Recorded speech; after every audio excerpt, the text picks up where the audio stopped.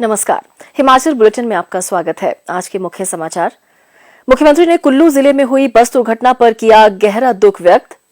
दुर्घटना के कारणों की जांच के लिए मजिस्ट्रियल जांच के आदेश। डबल इंजन सरकार के प्रयासों से प्रगतिशील ग्रामीण अपनी आय बढ़ाने में हो रहे सफल। और अब समाचार विस्तार से।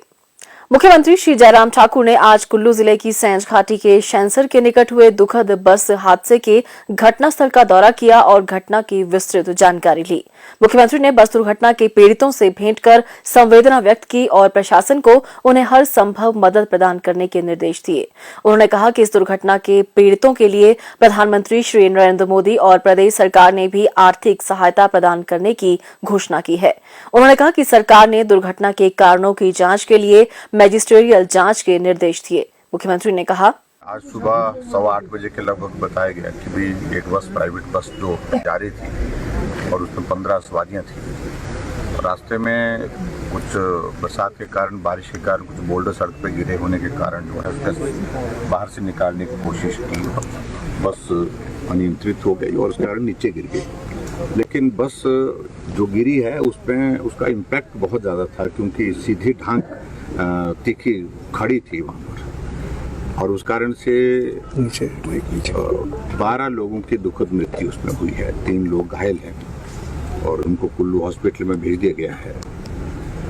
जैसे ही मुझे सूचना मिली, मैं उस वक्त हैदराबाद एयरपोर्ट पहुंचा था। वहाँ से सीधा चंडीगढ़ लैंड करने के बाद मैं सीधा स्पॉट पे यहाँ पर पहुंचा हूँ और जो घायल हैं उनका ट्रीटमेंट के लिए जो भी बेस्ट पॉसिबल हो सकता है यहाँ जोनल हॉस्पिटल कुल्लू में वो कर रहे हैं। और उसके बाद और भी कहीं करने की जरूरत होगी तो वो भी करेंगे। जहाँ सरकार की ओर से जैसे मुझे सूचना मिली, मैंने हालांकि तुरंत में जो एडमिनिस्ट्रेशन को बता सकता था मैं बताया मैंने, क्योंकि मैं बोर्ड हो चुका था प्लेन में और उस कारण से बहुत लंबी बात नहीं हो। मैंने डिप्टी कमिश्नर कुल्लू को तुरंत ही कहा कि वहाँ पर टीम भेजिए और एनडीआरएफ की टीम और उसके साथ साथ में जो भी वहाँ पर मदद करने की ज़रूरत है वो तुरंत करिए। लेकिन फिर भी उसके बावजूद, प्रयास करने के बावजूद भी यहाँ 12 लोगों को नहीं बचाया जा सका।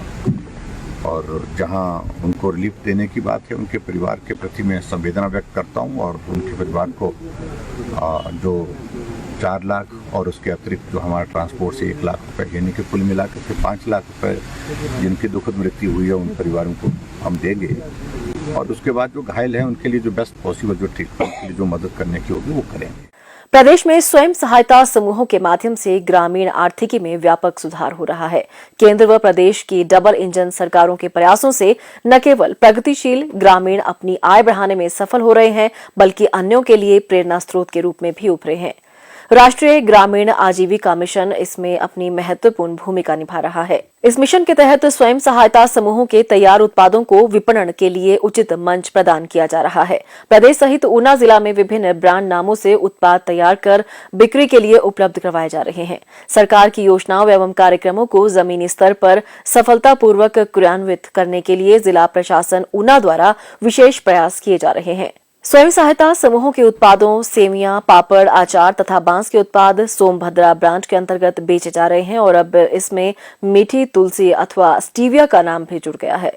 चंडीगढ़ से स्नातक की पढ़ाई पूरी करने वाले ऊना के वार्ड नंबर 2 के निवासी अमनदीप सिंह का परिवार लंबे अरसे से प्राकृतिक खेती से जुड़ा है। कोरोना काल में उन्होंने परिवार के साथ खेती में हाथ बंटाने का निर्णय लेते हुए उद्यान विभाग से संपर्क कर स्टीविया की खेती प्रारंभ की। विभाग की ओर से पौधे उपलब्ध करवाने सहित उन्हें समय समय पर तकनीकी सहायता प्रदान की गई। जिला प्रशासन द्वारा स्टीविया के विपणन के लिए इसे सोमभद्रा ब्रांड के तहत लाया गया, जिससे उन्हें इसके विपणन में काफी सुविधा हुई। अभी मैं अपने खेतों में स्टीविया की खेती कर रहा हूँ और इससे अच्छा खासा मुनाफा पा रहा हूँ। जब लॉकडाउन हुआ तब मैं चंडीगढ़ रह के अपना ग्रेजुएशन की पढ़ाई कर रहा था। फिर मेरा यहाँ पे आना हुआ, जहाँ पे मेरे परिवार वाले पहले से ही खेती से जुड़े हुए थे और मेरा ऐसा विचार हुआ कि कुछ ट्रेडिशनली जो हम करते हैं उससे कुछ हट के किया जाए। ऐसे अपने घर वालों से बात करने के बाद मैं हॉर्टिकल्चर वाले और एग्रीकल्चर वाले डिपार्टमेंट्स के संपर्क में आया और हमने इस चीज़ की खोज करनी स्टार्ट की कि हम ट्रेडिशनल जो कि कणक और मक्की है उससे हट के क्या किया जा सकता है, कौन कौन सी फसलें हैं जो लगाई जा सकती हैं। तो हमने नैरो डाउन किया गया स्टीविया के ऊपर, क्योंकि हम कुछ बढ़िया उगाना चाहते थे पर जो सामने वाला बड़ी आसानी से उसे एक्सेप्ट भी करे। जैसे कोई ऐसी जड़ी बूटी नहीं जो लेने में मुश्किल होती हो। तो स्टीविया जो कि एक मीठा है, इससे बढ़िया और कोई विकल्प नहीं था। और इसकी बहुत अच्छी बात ये भी है कि हमारा जो सा एरिया है जियोग्राफिकली इसकी खेती के लिए बहुत ज़्यादा सूट करता है। स्टीविया जड़ी बूटी को मीठी तुलसी के नाम से भी जाना जाता है, जिसका उपयोग चाय कॉफी में मीठे के तौर में किया जाता है। इसके पत्तियों में एंटीऑक्सीडेंट होते हैं जो स्वास्थ्य के लिए लाभदायक माने गए हैं। स्टीविया एक मीठी तुलसी के नाम से भी जानी जाती है। ये एक ऐसी औषधि है जो सी बीपी शुगर को नॉर्मलाइज करती है और एकमात्र ऐसा मीठा है जिन्हें डायबिटीज़ की प्रॉब्लम है वो भी इसे ले सकते हैं। इससे आप सबसे सरल तरीके से आप इससे ग्रीन टी बना सकते हो। आमतौर पे जो सी ग्रीन टी रहती है वो कड़वी रहती है स्वाद में, ये मीठी होती है। और जैसे अक्सर हम दूसरी चाय बनाते हैं उसमें चीनी की जगह पे भी स्टीविया का इस्तेमाल किया जाता है। ऊना जिला प्रशासन द्वारा स्टीविया की खेती को ग्रामीण विकास विभाग की योजना राष्ट्रीय ग्रामीण आजीविका मिशन के अंतर्गत लाया गया है, ताकि अन्य लोग भी स्वयं सहायता समूहों के माध्यम से इसकी खेती के लिए आगे आकर आत्मनिर्भर बन सकें। मनरेगा के तहत स्टीविया की खेती के लिए 1 लाख रुपए तक की मदद प्रदान की जा रही है।